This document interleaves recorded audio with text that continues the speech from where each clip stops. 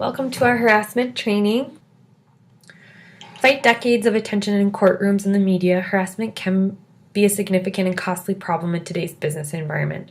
So our goal today is to provide you with a great understanding about harassment.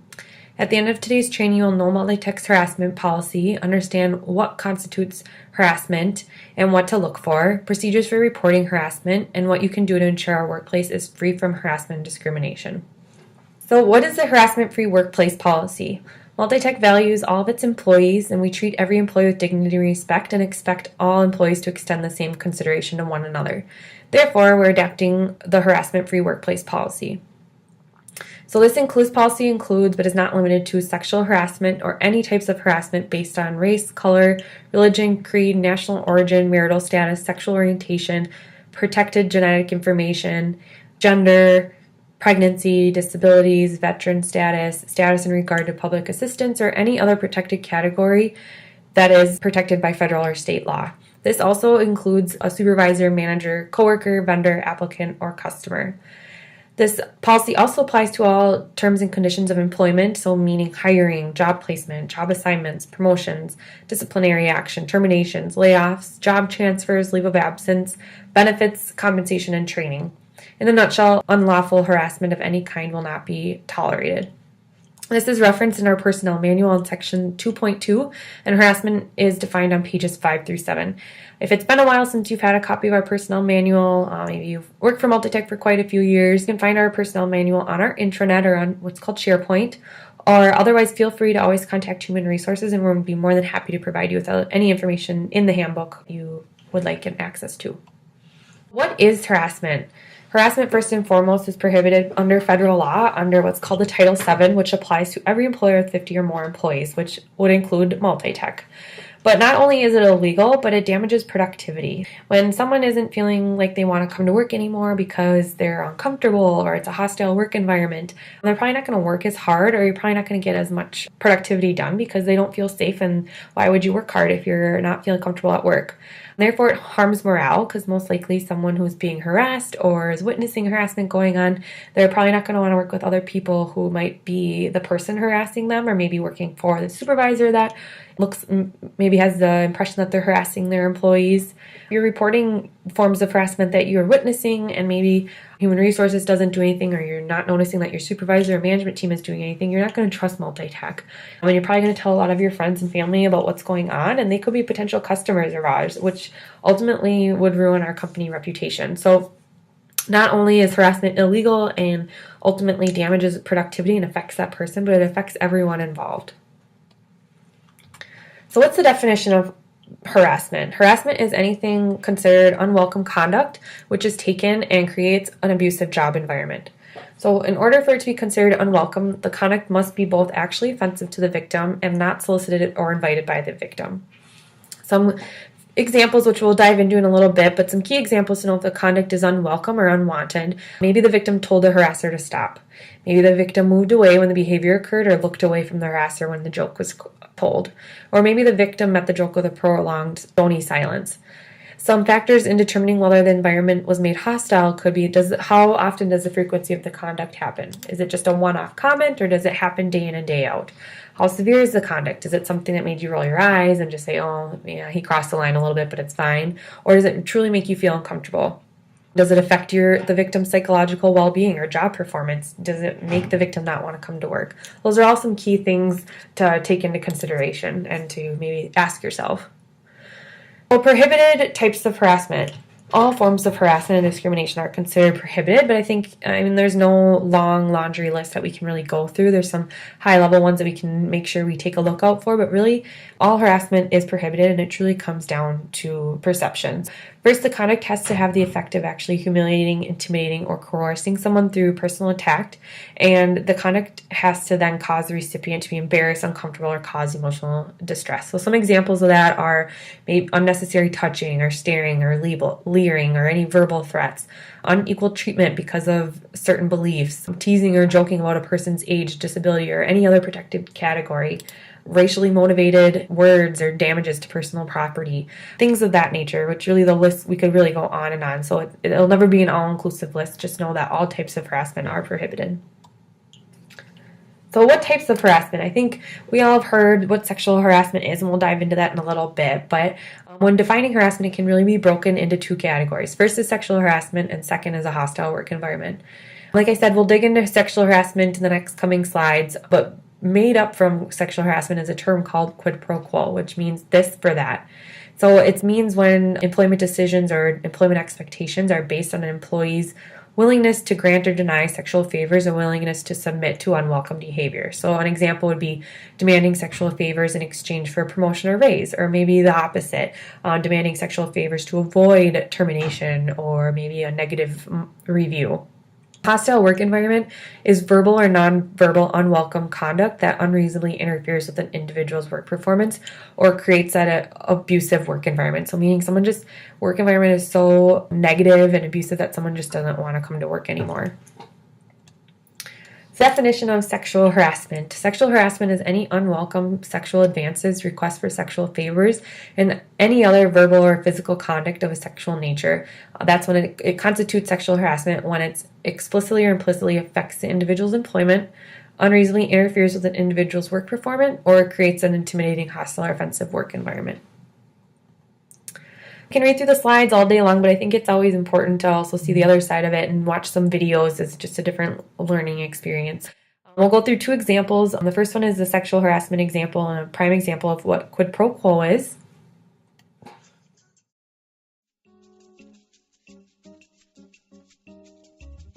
Francesca, these numbers look very good. However, your team missed its sales target for our brokerage accounts. I'll have to note that in your review.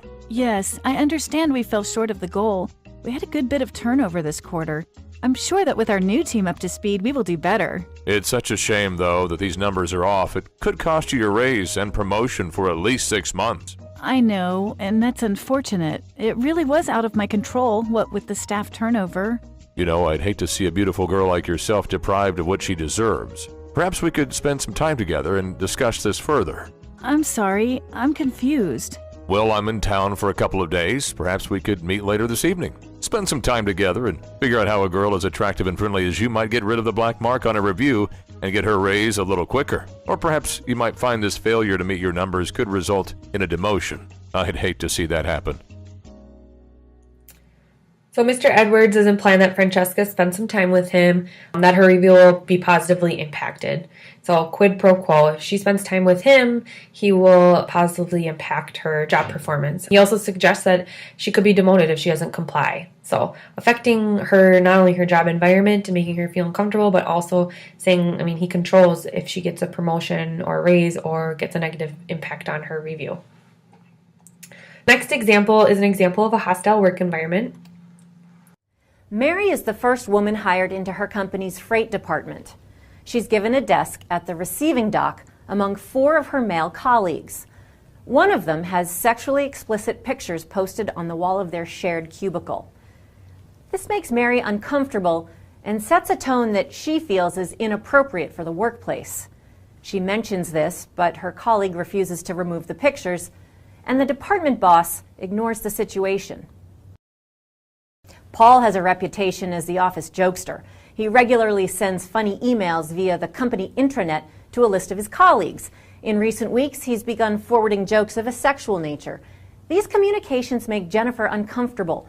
When she says something, Paul tells her she needs to lighten up and be part of the team.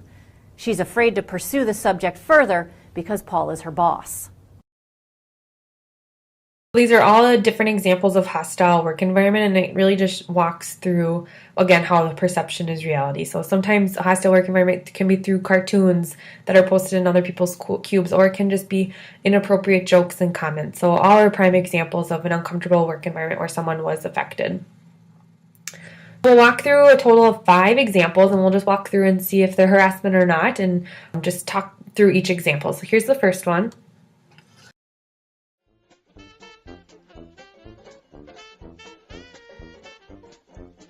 Hey, Lisa, you look nice today. Thank you. The blue really compliments your eyes. Okay. Thank you, I guess. So is this dialogue harassment? No. Simply complimenting someone or commenting on someone's appearance isn't harassment. These comments in and of themselves is not unlawful harassment. If the same comments were more suggestive or repeated day in and day out, then they might rise to that level of harassment. The speaker's gestures, even tone of voice, could definitely make a difference as well. Good example 2 is this harassment.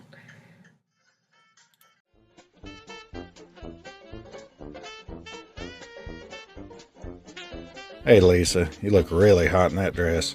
Brad, I wish you would stop using words like hot. It makes me uncomfortable. Can't help myself. You just look so darn sexy. Brad, you need to stop making comments about my appearance and clothing. Same scenario, just different tones and different words. Is this harassment? Yes. In this case, Brad's comments would be deemed as sexual harassment. First, he's discriminating against her gender, as these comments would most likely not be used towards a male colleague. Secondly, repeated statements of this sort could eventually be deemed as creating a hostile work environment. Lisa is clearly uncomfortable and feels offended by Brad's comments, particularly because she told him to stop. Lisa did the right thing. She made it very clear to Brad that he crossed the line, and she told him directly that his behavior is unacceptable and needed to stop, which is exactly what we would ask anyone who's feeling subjected to harassment to do if they feel comfortable. Who is affected by harassment and how can it occur? Harassment of any kind can occur under a variety of circumstances. The victim as well as the harasser may be a woman or a man. The victim doesn't have to be of the opposite sex. So I know all these examples, it was male colleagues or male supervisors on a female colleague or a direct report, but it can be male versus male, female versus female, female on male. It doesn't discriminate based on what your gender is. The victim does not have to be the person harassed, but could be anyone affected by the offensive conduct. So think about like lunchrooms and break rooms and off-site company events. Conversations might be happening amongst coworkers and might be funny to them, but think about the people walking by and think of maybe if it's not considered professional, maybe to keep those conversations outside of work where someone maybe won't overhear it or maybe won't be considered offended by those comments.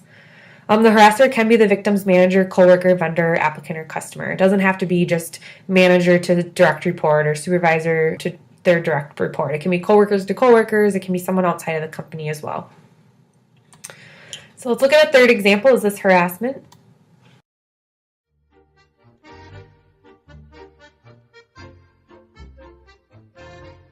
Michael, you look exhausted and tense. I'm okay, it's just late. Here, let me help you relieve some of that tension. No, it's okay, I'm all right. Don't be so uptight. It's just a little massage. I thought you were a team player when I brought you into this company, but I guess I was wrong. So is this harassment? This example definitely constitutes as harassment. Angela is Michael's supervisor and she engaged in unwelcome physical contact with Michael.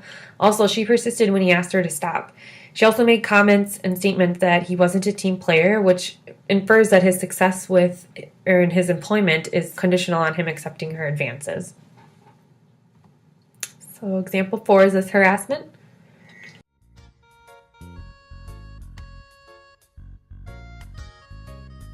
That stripper was amazing. I can't believe I really thought he was a cop. He can arrest me anytime. Oh, I'll bet. Brian, you won't believe what this one did at the club the other night. She was all over that guy. Yeah, guys, that's all right. I don't really want to hear about it. I'm serious. She was stuffing 5s and 10s into his thong like there was no tomorrow. What's his problem? Is this considered harassment? Yes. Brian is clearly uncomfortable, so he walks out. The situation definitely could qualify as harassment. Even though the two female coworkers, Nicole and Melissa, weren't talking about Brian directly, they were discussing inappropriate and sexual stories in front of him. He told them he was uncomfortable and they persisted. This is bad judgment on their part and could definitely be grounds for a harassment claim. So where does harassment occur? It can occur anywhere. It can occur in our offices, at off-site work parties or functions, while traveling for business, at client offices or events, or even online. Acts that take place completely out of employment bounds most likely wouldn't be considered employment discrimination or harassment. But however, if that act outside of work carries into the workplace, this could warrant an investigation up to including termination, depending on all variables. This really talks about kind of the whole online piece of things. Social medias are a big factor in our world and a big influence. And although under the whole Freedom of Speech Act, Multitech can't tell you exactly what to or what to not post on your social media accounts, but if it is carried into our workplace, then we do have to address it and we do have to look into it, because then that harassment is being carried into our workplace and it's becoming an issue, undermining the integrity of the business. We have to look at it. So last but not least, example harassment.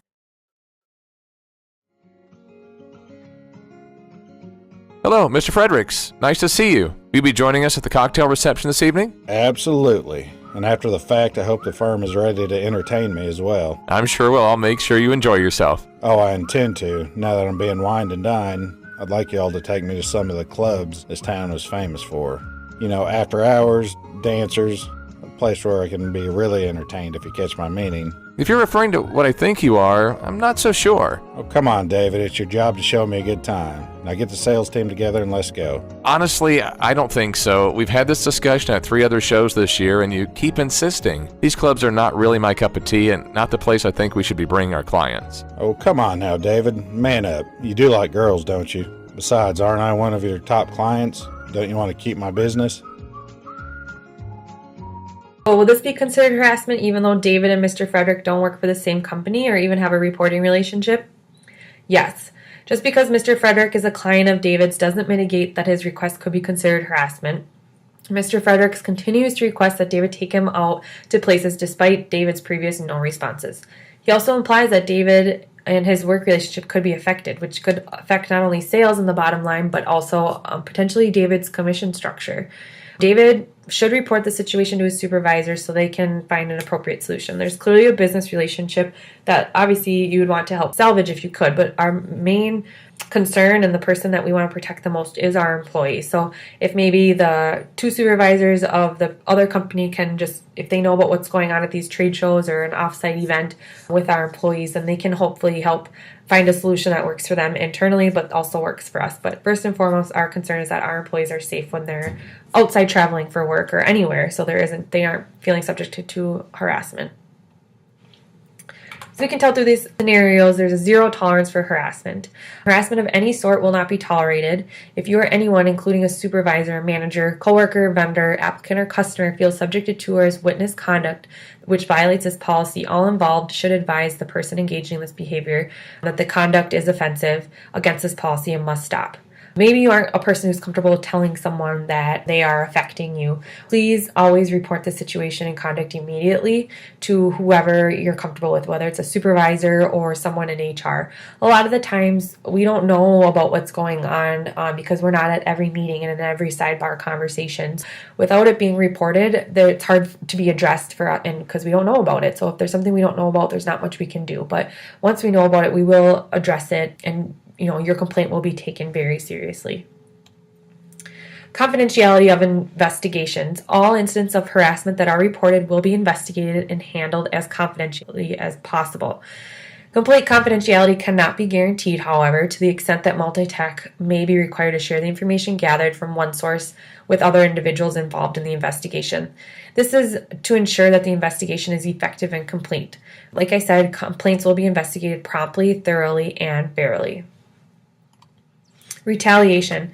A lot of the times people don't want to report harassment because they're afraid, okay, well, I'll get it out in the open. It might stop, but then it might start again. Or maybe I won't get that promotion. Or maybe I won't be able, my teammates won't want to work with me because, I'm coming off as a tattletale. Retaliation is illegal and it too will not be tolerated. We take this just as seriously as a harassment complaint that calms down. So do not let the fear of retaliation stop the reporting of harassment behavior or providing information relevant to a complaint. No retaliatory action will be taken against any individual for assisting or participating in an investigation or hearing related to a harassment complaint. If a report of retaliation is substantiated, appropriate corrective action up to and including termination will be taken. Liability for harassment. Where an employee, supervisor, manager, coworker, vendor, applicant, or customer is determined to have violated this policy, the company will take corrective action up to and including termination of employment. Where a non-employee is determined to have violated this policy, the company will take action to reasonably calculated to end the harassment.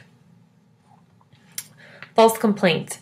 If Multitech learns that any person relating to the company has knowingly lodged a false harassment claim or given untrue information about a complaint, appropriate corrective action up to and including termination will be taken. We take these very seriously. There's a lot of time and resources and energy put into investigating harassment claims, and we want to do that because we want to make sure our work environment is safe.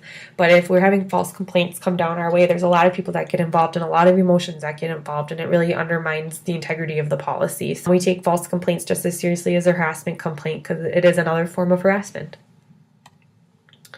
What is my responsibilities? As an employee of Multitech, it is our responsibility that we are committed to creating a safe work environment. First and foremost, know the company policy and now follow the policy. Be careful and thoughtful. What you may find offensive could not be to another person. Observe, keep your eyes and ears open for any subtle forms of harassment or even for coworkers who may seem uncomfortable. Be active, confront harassers directly if you're comfortable doing so. If confrontation fails or you're not comfortable, report it to who you feel most comfortable with, your management team or even someone in human resources. And finally, document all instances with as much detail as possible. If we know who was involved and when it occurred, it becomes a lot easier to investigate the necessary parties. But a lot of the times, those immediate details that happen right when harassment occurs are details people start to forget, and it really just muddies those waters. So having as much detail and documentation as possible just really helps clear the situation up and really get down to the bottom line of what exactly occurred. So what can I do to prevent harassment? So we all play a part as the eyes and ears of the organization, and prevention is the best solution. First, be courteous. Compliments and pleasantries are great, and as long as they are welcomed. Remember, jokes aren't funny to everyone. In reference to the golden rule, treat others the way you'd like to be treated. Think.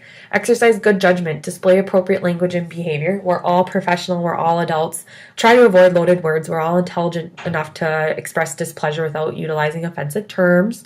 Be respectful. Ask yourself or others, am I offending anyone? Sometimes asking that question, you might actually get a truthful answer, or even hold up the mirror. Just be like, are people not wanting to work with me? Are people not always excited to be on my team? Why is that?